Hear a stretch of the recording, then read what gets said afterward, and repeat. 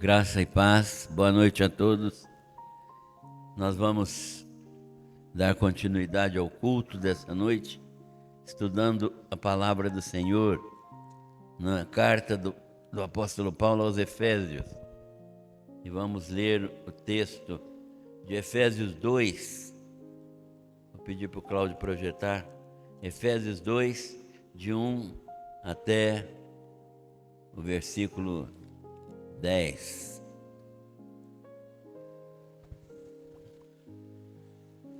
Os irmãos podem acompanhar o texto lá na nossa projeção.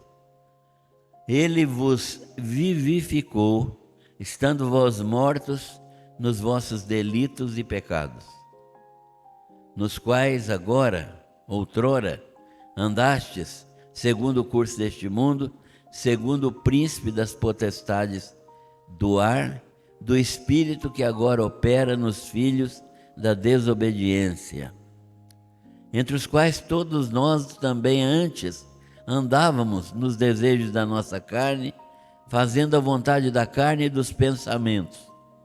E éramos por natureza filhos da ira, como também os demais. Mas Deus, sendo rico em misericórdia, pelo muito amor com que nos amou, estando nós ainda mortos em nossos delitos, nos vivificou juntamente com Cristo. Pela graça sois salvos. E nos ressuscitou juntamente com Ele, e com Ele nos fez sentar nas regiões celestes em Cristo Jesus, para mostrar nos séculos vindouros a suprema riqueza da sua graça, pela sua bondade para conosco, em Cristo Jesus. Porque pela graça sois salvos, por meio da fé, e isto não vem de vós, é dom de Deus. Não vem das obras, para que ninguém se glorie, porque somos feitura sua, criados em Cristo Jesus, para as boas obras, as quais Deus antes preparou para que andássemos nelas. Amém. Senhor, nós estamos diante da Tua palavra e nós cremos na Sua inspiração. Cremos que ela foi dada pelo Senhor, por meio do Teu Espírito, a homens que receberam essa palavra e a escreveram do modo como o Senhor desejava. Nós Te louvamos por saber que essa palavra vem diretamente do Senhor.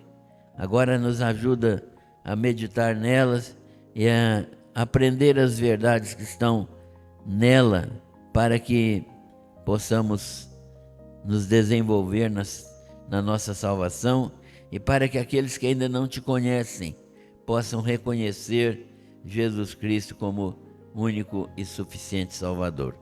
Nós oramos agradecidos em nome de Jesus. Amém. E estamos então com a carta aos Efésios, no capítulo 2. A carta aos Efésios é característica. Ela é uma carta que foi escrita não endereçada a uma igreja. Ela era uma encíclica, uma carta que foi endereçada a muitas igrejas. Paulo escrevia cartas às igrejas, em algumas ele determinava qual congregação ele estava escrevendo, a qual congregação ele escrevia, mas a outros escritos dele eram escritos que serviam para várias igrejas. E a carta aos Efésios tem essa característica. Ela foi escrita para que outras igrejas a recebessem. Por isso nós sabemos que nos primeiros manuscritos, as palavras em Éfeso não estavam presentes. E elas foram aplicadas depois, né? Foram colocadas na carta depois. E ela ficou conhecida como Carta aos Efésios, embora ela tenha sido dirigida a outras igrejas também.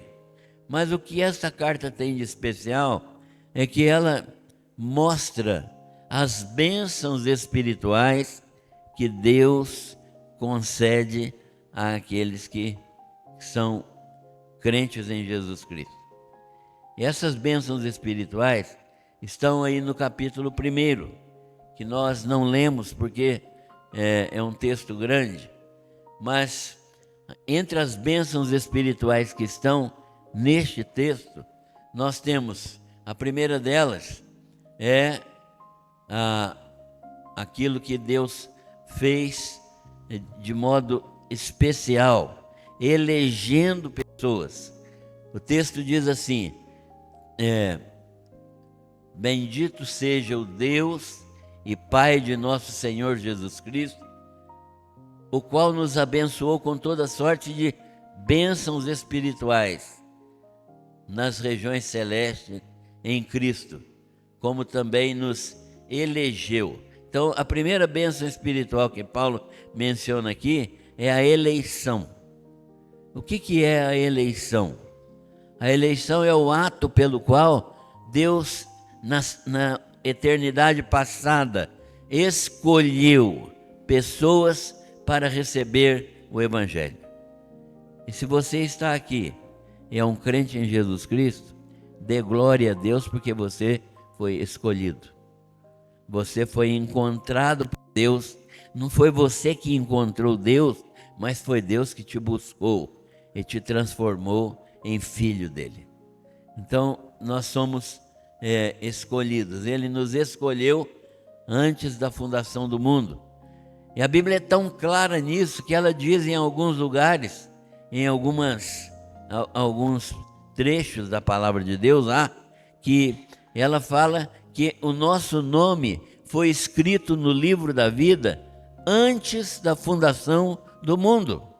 Antes que o mundo existisse, o seu nome já estava inscrito no livro da vida, se você é realmente um crente em nosso Senhor Jesus Cristo. Deus não fez uma tentativa de te salvar. Ele te salvou porque Ele determinou isso no seu coração. Nunca houve um tempo, nunca houve um minuto, um segundo de todo o tempo, desde a eternidade passada até agora, em que o nome de um crente verdadeiro não estivesse no coração de Deus. O coração de Deus é um coração maravilhoso. E o seu nome, se você é um crente, não foi escrito no livro da vida no dia que você se converteu. Foi escrito lá na eternidade passada. Isso é uma garantia absoluta de que você não pode perder a salvação. Então, a segunda bênção espiritual que nós lemos aqui neste texto, que nós podemos ler neste texto, é que Ele nos predestinou. E a predestinação aqui é uma predestinação determinada. Ele nos predestinou para alguma coisa. Ele nos separou para sermos filhos de adoção. Filhos de adoção. Então nós fomos separados por Deus para sermos filhos dele, para termos a mesma natureza humana de Jesus, para sermos como Jesus está hoje no céu, com o corpo glorificado. Então, nós fomos separados para filhos, para sermos filhos.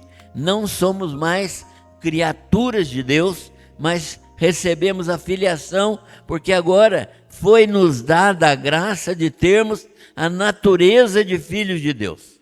E aqui nesse texto, ele vai mostrar, no texto que nós lemos, no capítulo 2, ele vai mostrar que antes de conhecer Jesus, antes de ser salvo pela graça, você tinha uma outra natureza. Você não era filho de Deus antes de ser salvo por Jesus Cristo. Nós vamos chegar nesse texto.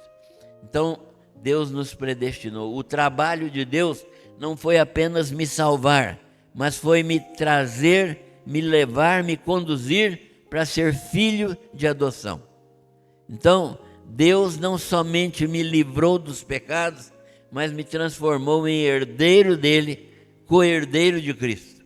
Me fez algo que é maravilhoso, que me dá a condição de ser herdeiro dele de todas as coisas. É por isso que nós vamos receber essas bênçãos celestiais e estaremos gozando de todas as bênçãos no céu, porque nós fomos feitos herdeiros de Deus, como Paulo ensina aos Romanos, e co-herdeiros de Cristo. A terceira bênção que nós encontramos aqui é que Deus nos adotou. A adoção de filhos. Nós não éramos filhos. Deus nos adotou na sua família.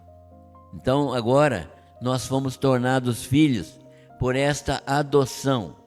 Deus agiu soberanamente e nos adotou como filhos. Deu-nos o seu próprio nome, deu-nos a natureza de Jesus, de filhos, não a natureza divina, porque a natureza divina só Deus, Jesus e o Espírito Santo têm. Mas deu-nos a natureza humana de Cristo, a mesma natureza humana que Jesus tem hoje e lá no céu. Não é? Não sei se todos sabem, mas Jesus é uma pessoa que tem duas naturezas. É uma pessoa que tem duas naturezas. Ele é a pessoa de Jesus, né? O Deus encarnado, que tem uma natureza humana e uma natureza divina. Então, nós fomos adotados na família de Deus e Ele fez isso segundo, o texto diz assim, segundo o beneplácito de sua vontade. O que é que significa isso? Significa que Ele fez isso conforme o desejo do seu coração. Ou seja, Deus fez isso de acordo com a sua decisão, aquilo que agradou a Ele. Então a decisão de Deus que o agradou, a vontade dele perfeita, que o agradou, foi nos tornar filhos. Então Deus teve prazer em nos tornar filhos dele. Deus tem prazer nos seus filhos e nós devemos levar isso em consideração para levar uma vida de santidade na presença de Deus. Ele tem prazer nos seus filhos. Mas há uma outra bênção espiritual aqui, que é a bênção espiritual da redenção. Nós fomos redimidos. Redimir significa comprar para si. Então Deus nos comprou. Ele pagou um preço por nós. Ele não fez isso sem custo. Ele fez isso e isso custou algo para Ele. Custou um preço altíssimo para Ele. Custou a própria vida do seu Filho Jesus Cristo. E nós fomos redimidos a custo da vida de Jesus. E Ele então nos redimiu e Ele nos deu esta graça pelo sangue do seu Filho Jesus Cristo. A redenção dos nossos delitos, né? Dos nossos pecados, segundo as riquezas da sua graça. E Ele então fez isso de modo que isso tudo foi feito de acordo com a sua vontade santa, porque era e é o prazer de Deus constituir uma família de irmãos para seu Filho Jesus Cristo. Na carta aos Romanos, Deus fala disso, dizendo que nós fomos constituídos irmãos mais velhos, irmãos mais novos de Jesus. Jesus é o irmão mais velho, ele é o primogênito entre muitos irmãos. Então essa família que Deus está formando para o seu Filho é uma família maravilhosa, mas custou a morte de seu Filho Jesus Cristo. E ele diz ainda que nós somos herdeiros de Deus e co-herdeiros de Cristo, e nós fomos predestinados com o fim de sermos para louvor da sua glória. Isso dá a finalidade da nossa vida. Por que é que você vive? E a finalidade da nossa vida é para ser para o louvor da glória de Deus. Nós não fomos feitos para qualquer outra coisa a não ser glorificar o nome de Deus. Muitas vezes nós estamos vivendo segundo os nossos propósitos, fazendo aquilo que a gente acha que é bom, aquilo que a gente acha que é certo, correndo atrás de muita coisa que não tem nada a ver com a vida cristã. E Ele nos chamou então e nos salvou para sermos, conforme o conselho da sua vontade, para sermos para louvor da sua glória. E aqui já cabe uma pergunta: você vive para o louvor da glória de Deus? Este é o objetivo fundamental da nossa vida. E aí ele fala também que tem uma outra bênção espiritual. E nós ouvimos o Evangelho da salvação. Ele diz assim, para que vocês que estão esperando em Cristo, no qual também vós, tendo crido na palavra da verdade, o Evangelho da vossa salvação, e tendo nele também crido, fostes selados com o Espírito Santo da promessa.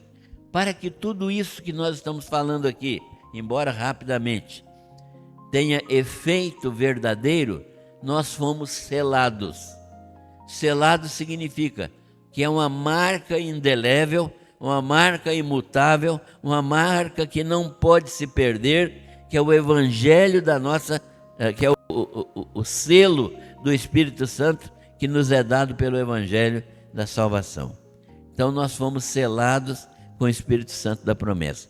Quando você crê em Jesus Cristo, você é selado com o Espírito Santo da promessa. É marcado definitivamente para Deus. Você se torna alguém que tem o Espírito Santo dentro de você como um selo de garantia. Com este selo de garantia que Deus coloca no nosso coração, não há possibilidade de sermos rejeitados por Deus, porque o próprio Espírito Santo, que é Deus, está na nossa vida e no nosso coração. Então ele diz também que há uma outra bênção. Nós recebemos a nossa redenção e o Espírito Santo é o penhor da nossa redenção. Então, além de ser selados pelo Espírito Santo, o Espírito Santo é a garantia da nossa herança como filhos de Deus. Então o Espírito Santo garante isso. Ele é o nosso fiador. Ele garante que nós somos possessão de Deus. É como se fosse um território, um terreno que a gente compra e passa uma escritura. E aquela escritura diz que eu sou o dono daquele terreno e não pode ser mudado isso enquanto eu tiver aquela escritura. O Espírito Santo vem e faz a mesma coisa conosco. Ele assume a sua posição dentro de nós e garante que nós somos possessão imutável de Deus. Você é uma possessão perpétua de Deus, porque o Espírito Santo está habitando em você. Então isto é bênção que Deus nos dá por meio da redenção em Cristo Jesus. E nós somos para louvor da sua glória. E essa redenção então está garantida porque o Espírito Santo habita em nós. Agora, como é que nós recebemos todas essas bênçãos? Como é que nós recebemos todas essas bênçãos que foram faladas aqui? Paulo vai explicar isso para os Efésios. Ele vai dizer, olha, antigamente vocês estavam mortos espiritualmente. está falando para a igreja de Éfeso.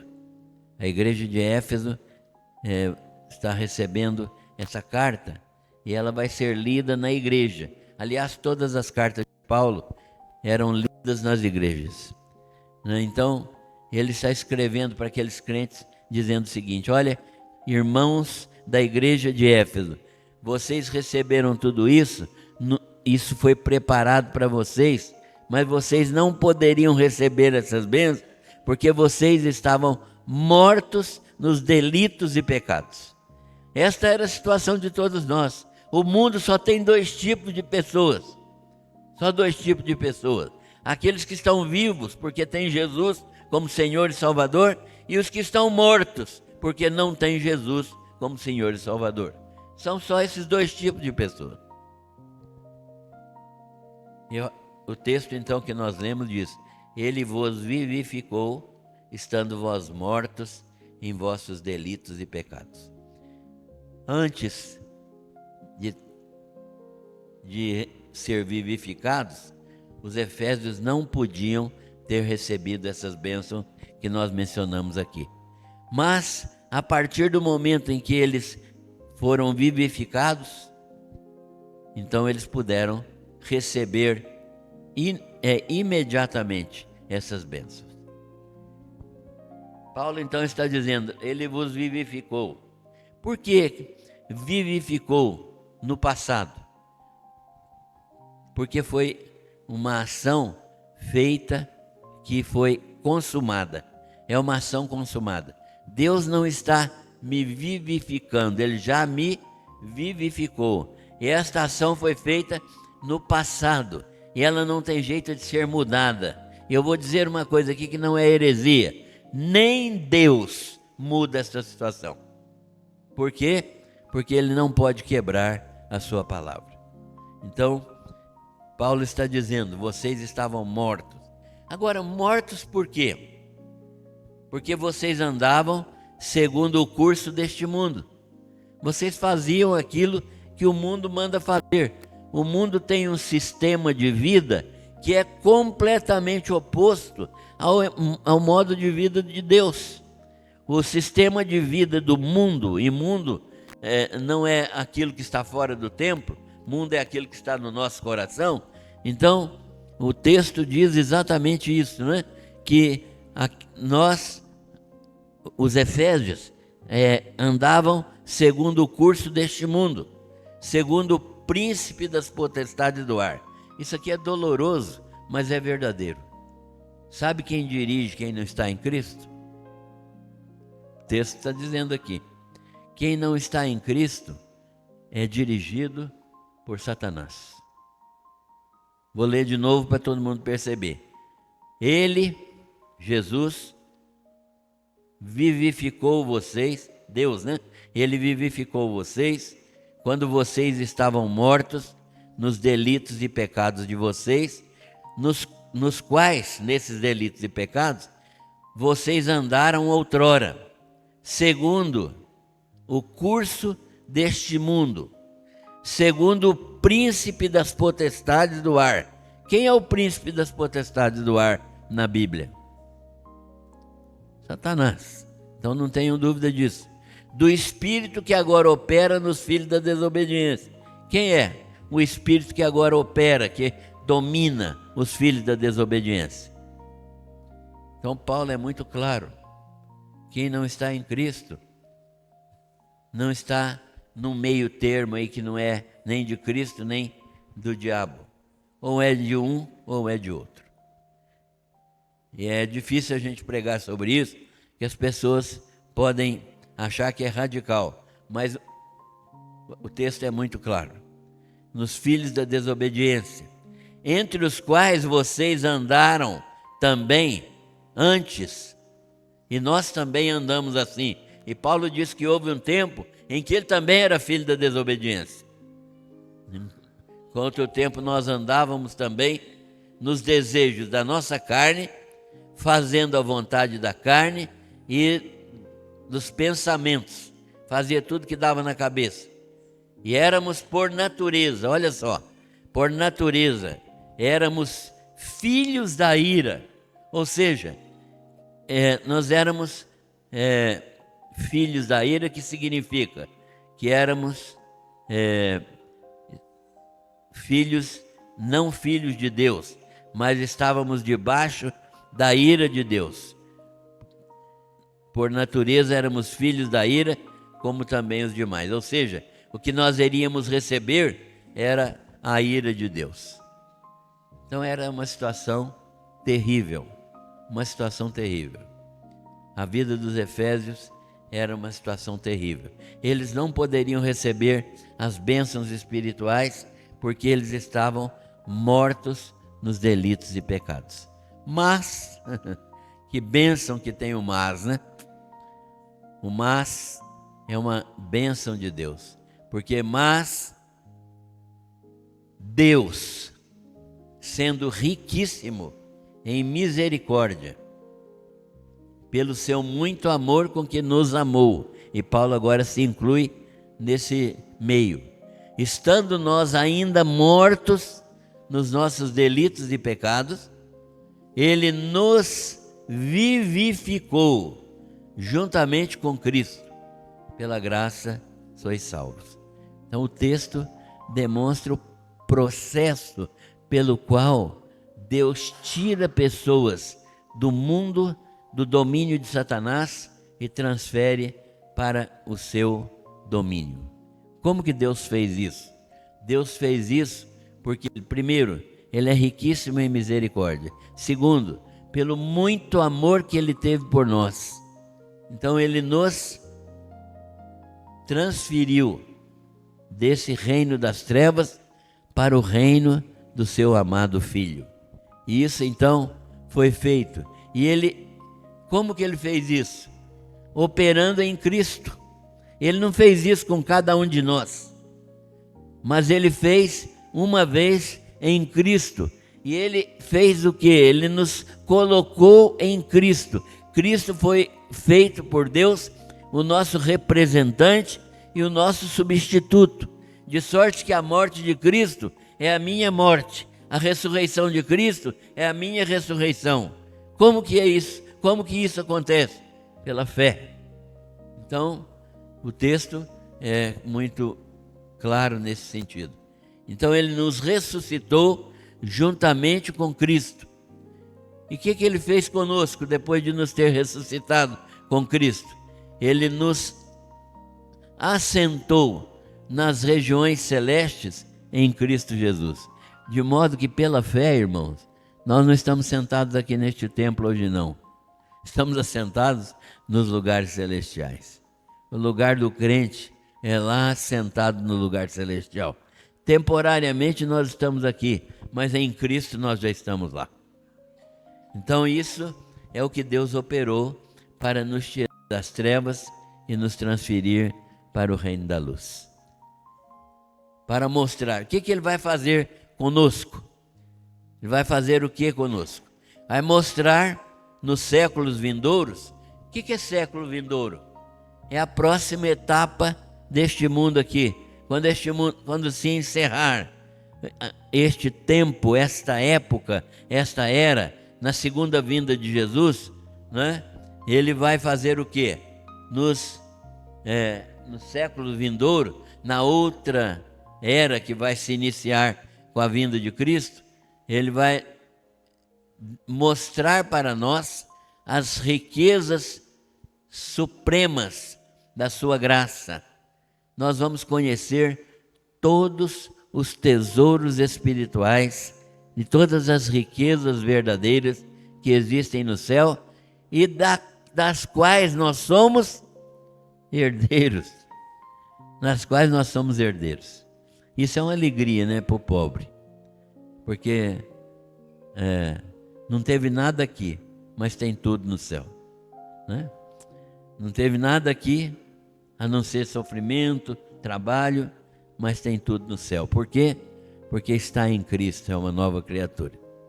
Então o texto continua, porque nós vamos, pela bondade para conosco em Cristo Jesus. Então, por causa da bondade de Deus em Cristo Jesus, nós recebemos então essa bênção de sermos co-herdeiros com Cristo de todas as riquezas celestiais, tesouros no céu, não é? Porque e aí ele vai dizer: quanto custa isso? O que é que você tem que fazer para ter isso? Para ter isso? Será que você é capaz de comprar isso? Ele vai dizer o preço: porque pela graça sois salvos. Não tem preço, porque se tivesse preço, nem eu, nem você, nem todo mundo, nem todas as pessoas do mundo juntas poderiam comprar um lugar no céu. Ninguém poderia comprar. Então, porque pela graça sois salvos por meio da fé. Então, a graça de Deus é oferecida a todos. Para que aqueles que creem que Deus realmente está oferecendo a nós bênçãos eternas pela graça, possamos, crendo nisso, receber essa bênção eterna. Não vem das obras, pela graça sois salvos por meio da fé. Isso, a fé, não vem de vós, é dom de Deus. Até a fé é uma dádiva divina. E não vem das obras, não é trabalho nosso, não é porque eu sou bom, não é porque eu faço coisas boas, não é porque eu dou dízimo, não é porque eu jejuo, não é porque eu faço oração, não é porque eu faço caridade, não é por nada disso. É pelo que Jesus realizou na cruz do Calvário. Isso nem eu, nem você, nem qualquer outra pessoa poderia realizar. Então ele fez isso, e o fato de eu crer nele, que isso ele realizou no meu lugar, e que eu agora recebo isso pela fé, então ele me concede isso prazerosamente. Não vem das obras para que ninguém se glorie. Então ninguém pode falar assim: Deus me deu a salvação porque eu mereci, porque ninguém merece salvação. Nós merecemos aquilo que nós tínhamos no início, não é? Nós estávamos mortos nos nossos delitos e pecados. E morto, não é? Não pode reclamar de nada, não pode receber nada, não é? Mortos espiritualmente. Não vem das obras para que ninguém se glorie. Agora, o que é que tem que acontecer na nossa vida quando isso nos acontece? Quando pela fé nós recebemos Jesus. O que tem que acontecer na nossa vida é isso que o texto diz. Porque nós somos feitura sua. Feitura sua significa o quê? Que nós somos obra de Deus.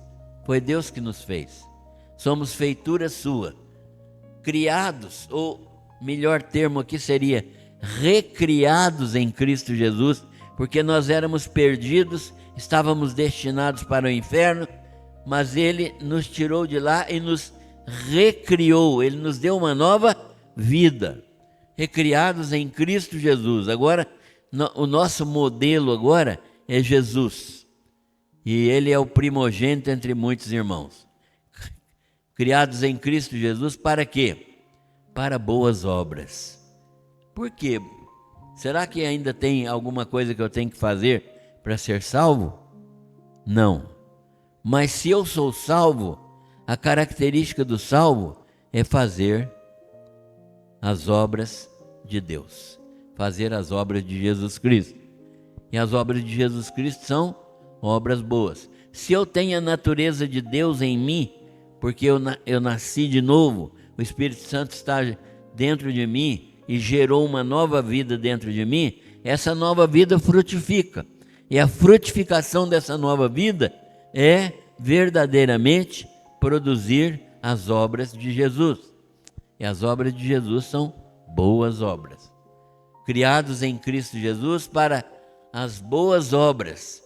Essas boas obras são aquelas que Deus já preparou antes, lá na eternidade passada, né? Ele se preparou, Ele as preparou para que nós andássemos nelas. Ou seja, o crente agora, aquela pessoa que creu em Jesus Cristo, ele vai andar realizando as obras de Deus, porque Deus já preparou essas obras para o crente.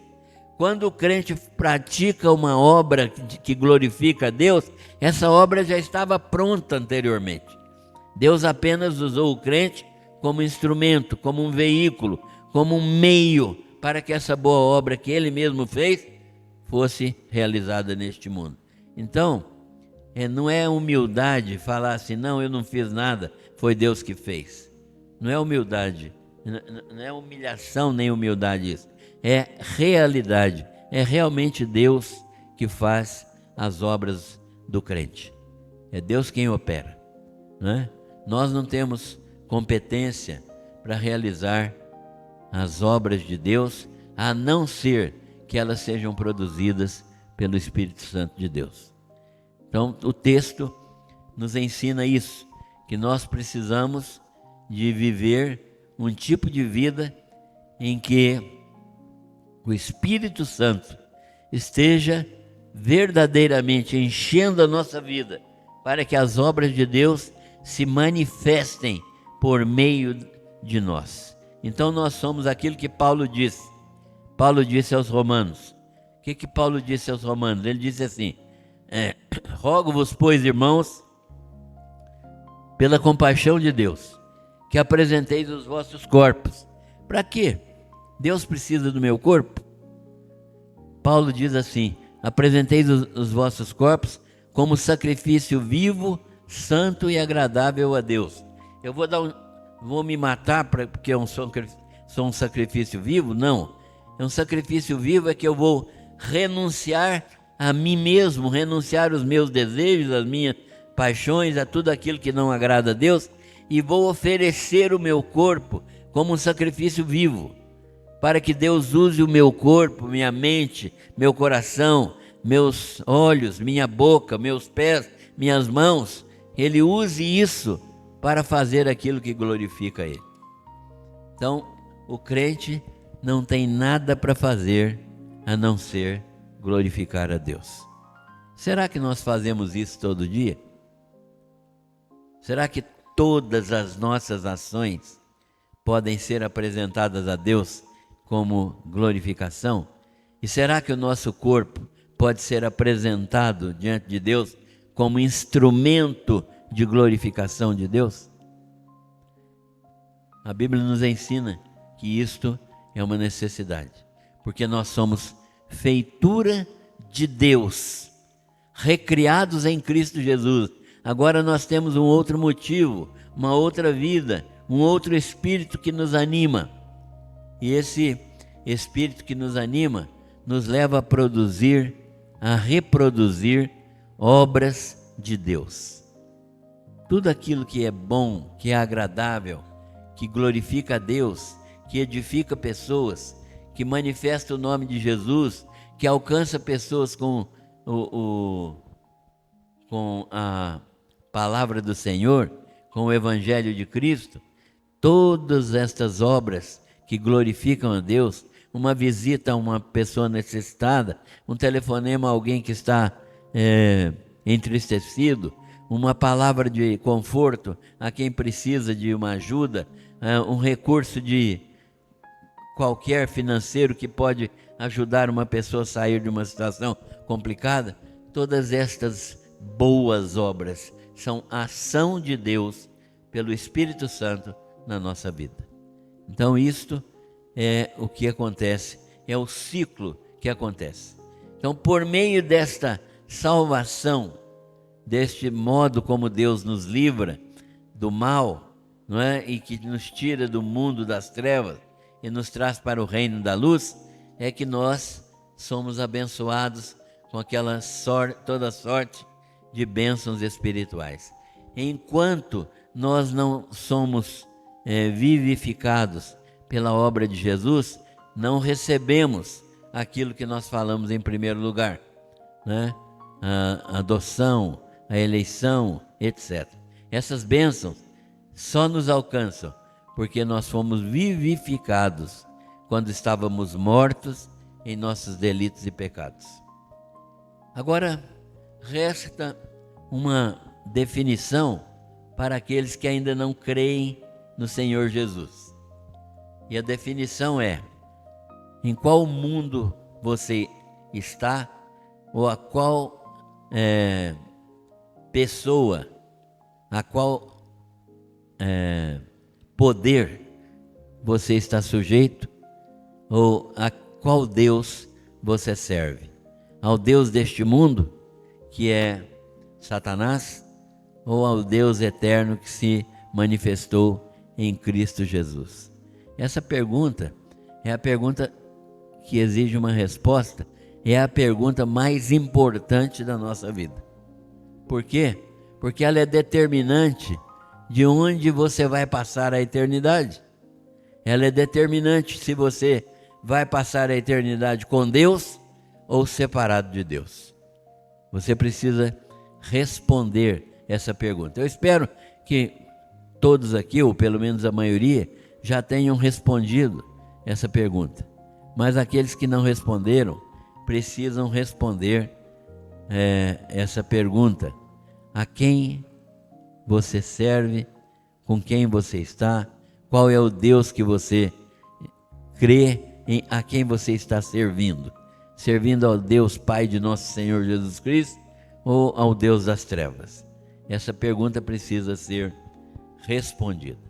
Então, a carta aos Efésios é Paulo explicando aos Efésios exatamente isso, que todas as bênçãos espirituais que eles receberam são derivadas desta ação de Deus aqui por meio de Cristo, nos salvando, né? Pela graça sois salvos por meio da fé, e isso não vem de vocês, é dom de Deus. Foi Deus que salvou vocês, foi Deus que operou em Cristo a vida eterna em vocês, e Ele fez isso porque isso dá prazer a Ele, salvar pessoas e trazê-las para a família de Jesus, né? Constituir uma família para Jesus Cristo é aquilo que dá prazer ao Senhor. Ele tem prazer em nós, Ele tem prazer na sua igreja por causa disso, né? Então nós sabemos que isto é verdadeiramente a palavra que Deus deseja que todos creiam. E nós sabemos que o Espírito Santo está operando na vida das pessoas para que eles creiam na verdade bíblica e possam entregar suas vidas ao Senhor Jesus. Nós temos a certeza de que esta é a única possibilidade que existe para o homem pecador chegar-se a Deus. Deus o busca em Cristo Jesus, né? Deus, que é riquíssimo em misericórdia, pelo seu muito amor com que nos amou, estando nós ainda mortos nos nossos delitos e pecados, nos salvou, né? Nos alcançou pela graça, nos salvou, nos redimiu, porque pela graça sois salvos por meio da fé, e isso não vem de vós, é dom de Deus. Eu gostaria de cantar agora, eu gostaria que o Cláudio projetasse para nós cantarmos o hino Maravilhosa Graça, para que nós encerrássemos este culto. Maravilhosa Graça. Vamos prestar atenção na letra desse hino. E eu gostaria de facultar aqui uma ação. Se alguém entender que precisa receber Jesus Cristo como Senhor na sua vida hoje e quiser se manifestar, venha até aqui à frente. Eu vou pedir para o irmão Juvencio ficar aqui comigo, e se houver alguém que queira receber Jesus Cristo como Salvador, ele vai estar aqui para receber essa pessoa, ou essas pessoas. Enquanto nós cantamos, nós esperamos esta decisão.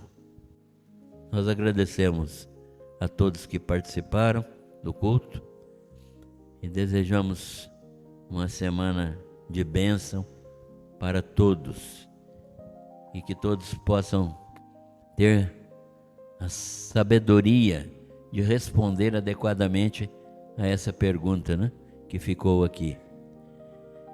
Senhor, nós queremos te louvar e te bendizer e exaltar o teu nome, porque tu és um Deus maravilhoso e porque tu és um Deus amoroso, cheio de graça e de misericórdia. Nós louvamos o teu nome pela tua palavra, que não esconde nenhum segredo, que não esconde nenhuma ação do Senhor, que revela a tua graça, mas revela também tua justiça, que fala do teu amor e misericórdia, mas fala da tua ira sobre aqueles que não reconhecem Jesus como Salvador. Nós te pedimos, em nome de Jesus, que o Senhor fale ao coração de todos aqueles que ainda precisam abandonar o mundo, de deixar todas as coisas deste mundo para trás e crerem em Jesus Cristo como seu Senhor e Salvador.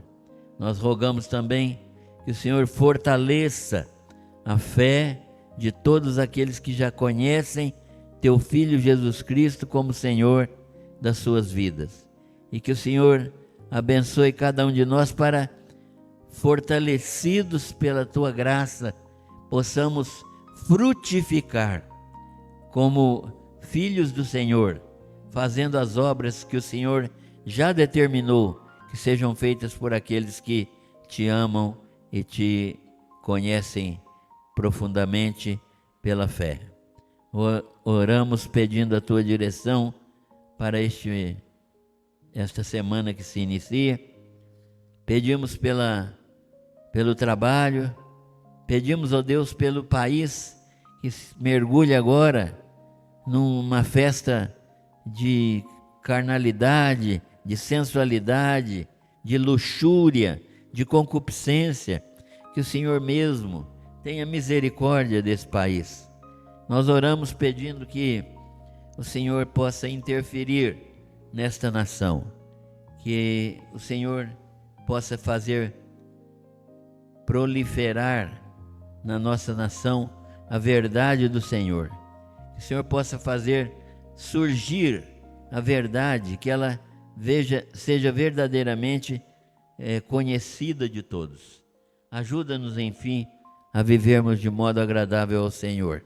Nós pedimos proteção ao Senhor para os nossos irmãos que estão no retiro, que também todas as igrejas que estão em tempo de retiro agora, que o Senhor esteja cuidando de cada uma delas. Abençoa os líderes, os pastores, e transforma o coração de todos aqueles que têm participado desses retiros para viverem de acordo com a tua vontade, servindo ao Senhor de coração, glorificando o teu nome. Nós oramos pedindo as tuas bênçãos para todas as pessoas aqui presentes, as famílias aqui representadas, e pedimos que o Senhor manifeste a tua graça constantemente na vida dessas famílias. Oramos pedindo estas bênçãos, pedindo pelos doentes, os necessitados, todos aqueles que precisam de cuidados especiais. Que o Senhor esteja promovendo o bem na vida dessas pessoas. Oramos e agradecemos por tudo, em nome de Jesus. Amém.